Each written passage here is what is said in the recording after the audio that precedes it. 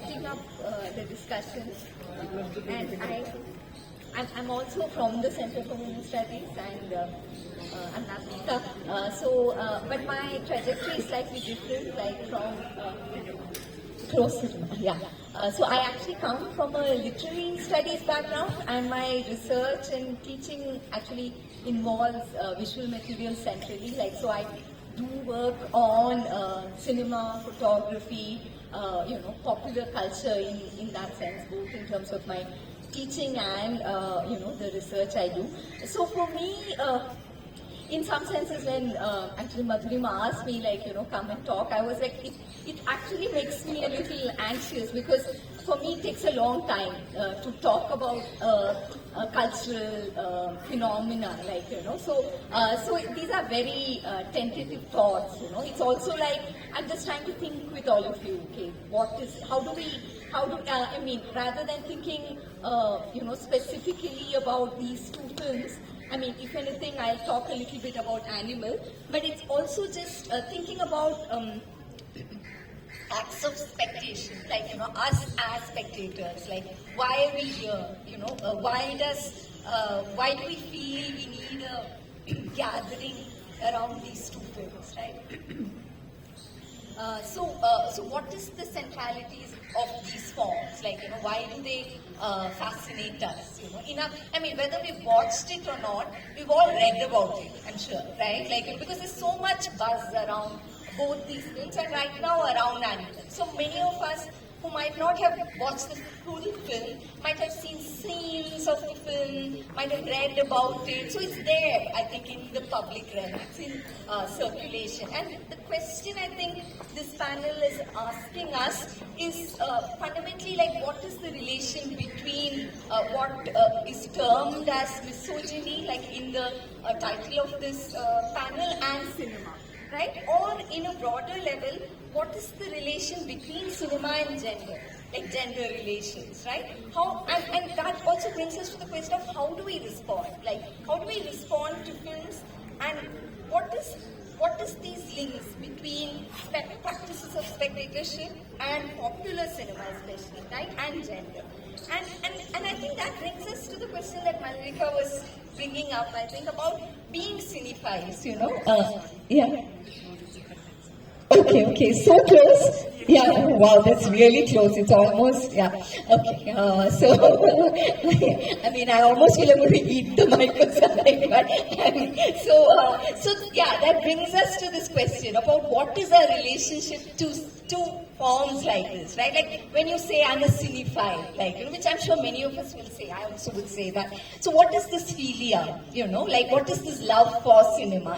And it's not the same all over the world, but one thing that connects many parts of India, is our love for cinema, different forms of cinema, and which we consume in all kinds of ways, right? Now, if you're traveling in the metro, people are watching films, you're going to the theatre, watching in a group. So there's all kinds of ways we derive pleasure from all forms of cinema, right? So for me, Question films throw up not just these two films, but many films, like Malarika was saying, there's a long section of films we can think about, is also how, we can actually get pleasure from watching a film, even when we may feel very uncomfortable about it.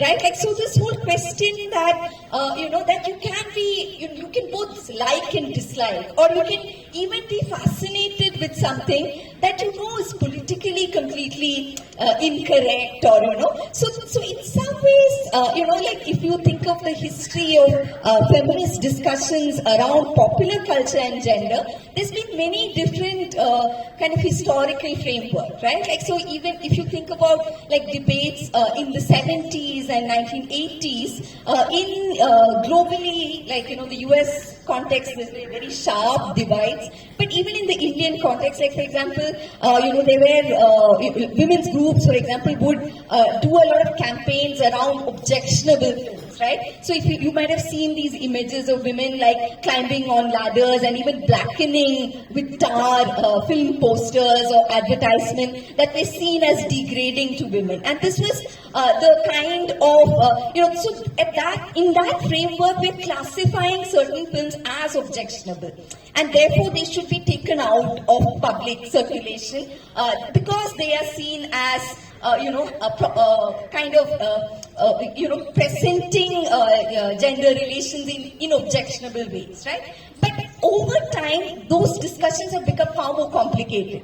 So even within feminism, and especially within feminism and queer studies, feminism and popular culture, today there's this whole question of what is the popular? How do we understand it in ways that we're not thinking in good and bad terms necessarily. So our jobs as cultural critics or students of cinema or scholars of cinema is not actually to become judges. Right, to then say, okay, if you like that film, then there's a problem. Like which is the earlier approach you're taking, right? Like because then you're also creating criteria of who's the right viewer, right? Like often then you're saying that B-grade films, for example, it's the working class male viewer that becomes demonized in the whole discussion, right? So questions of taste come in, who's the right film viewer. So rather than the object, you are turning the attention to the viewer itself. And there's a constant return to these bad objects, and these ideas that these bad objects should be in some ways taken out of circulation. But that's not the current moment, right? So in the current moment, they are very much in circulation, and I don't think that's a bad thing. I don't think we need to say that, okay, let's censor these films, right? Because if we go in that direction, it's a very dangerous direction you're going in the current political climate also, what and all would get censored, right? So I think then the question is more in terms of thinking about how do we see these popular representations, right? And I think one thing that I would say, like adding on to what Malvika was also saying, is that, for a film like Animal, for example, realism is not the framework you should bring in, right? Like anybody who's seen that film, I think asking questions like, do men behave like this, or will any woman sort of stay in the relationship? Those are questions that are realistic questions, right? Like in the sense we are sort of juxtaposing our imagination of, or our kind of understanding of gender relations in the real world, and saying that cinema reflects that, or that there's a one-to-one correlation, right? Like that you see violence on screen and that you might commit that violence, so that a violent film will produce more violence in society, kind of formulation, right? But often one knows that that's a kind of limited formulation. It's not often like, as viewers of cinema, we know that we watch all kinds of things, right? Like, so, both men and women watch action films, but it's not as if it leads to this immediate cause effect kind of trajectory, right? But then how do we then take popular cinema? Like what can it yield, right? So because these films also don't work via identification.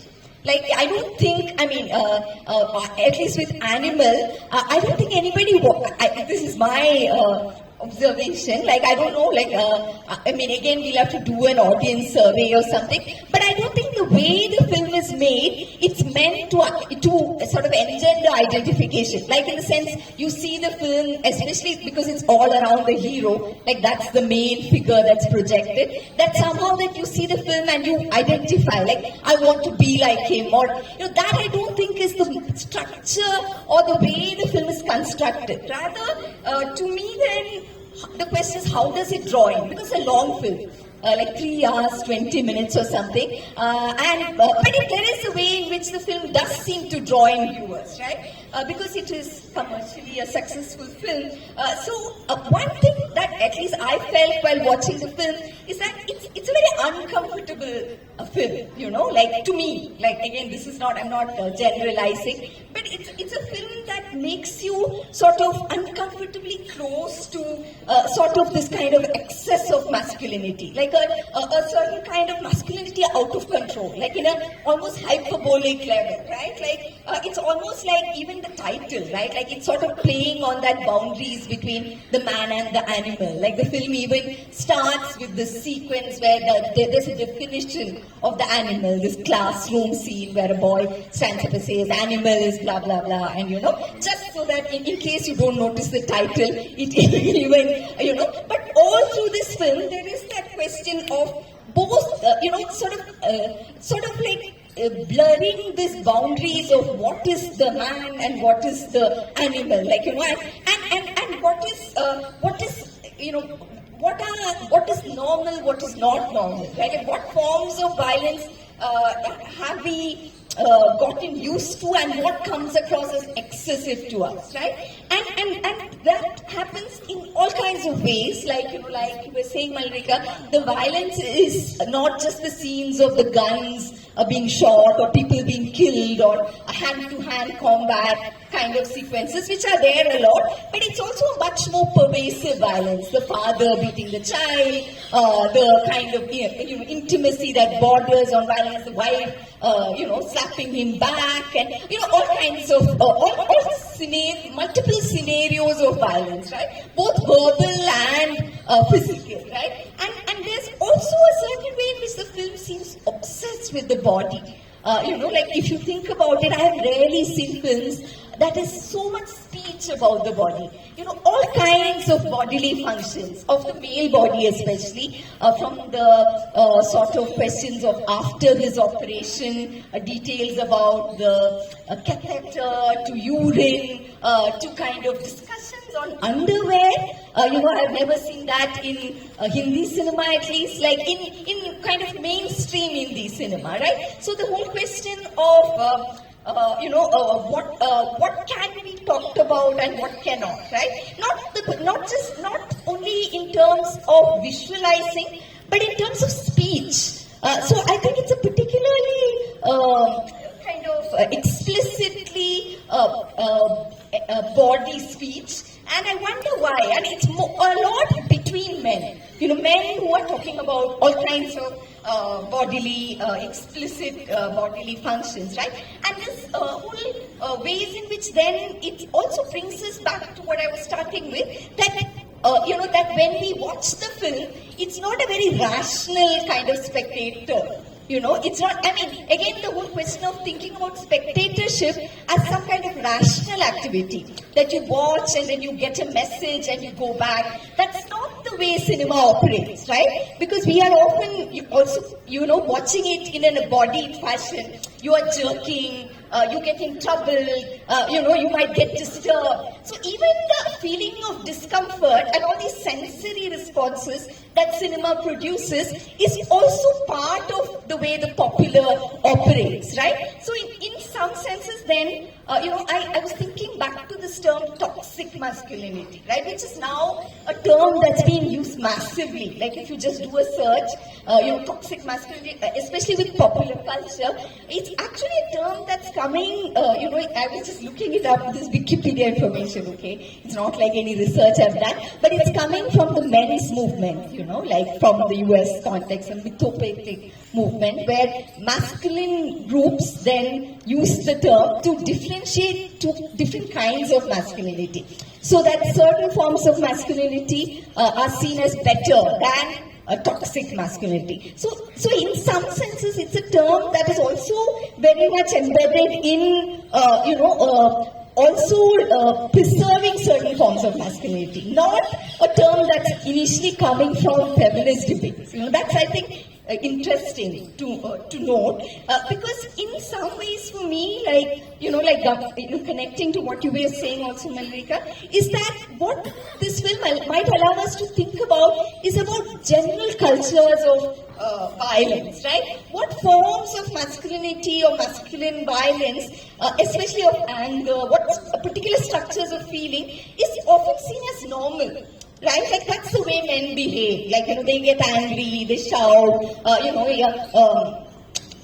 That's okay. And that's part of their capacity to protect or to be responsible or to be the father or brother. Those, or the husband, all interlinked positions that men are often placed in a very heterosexual kind of framework, right? Like, so within that, when we need to place films like this rather than thinking about it as exceptional, because toxic has that exceptionality, right? Like somehow that it's like poisonous, like it's uncontrollable, right? But I think it's more useful to actually think of it in the larger terrain of masculinity itself in our country at present, right? Like, what are the forms of masculinity that's being celebrated, being normalized, and how does this coexist, And then, like say the histories also of the angry young man or questions like that, right? And I think then it's also important to think about cinematic attempts within Hindi cinema itself, often smaller films,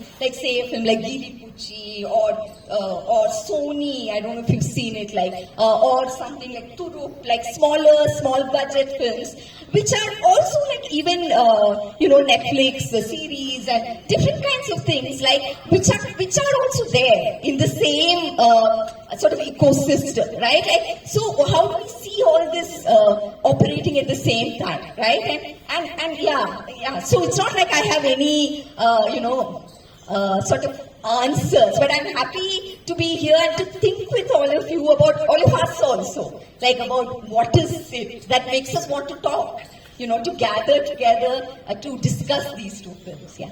Thanks a lot.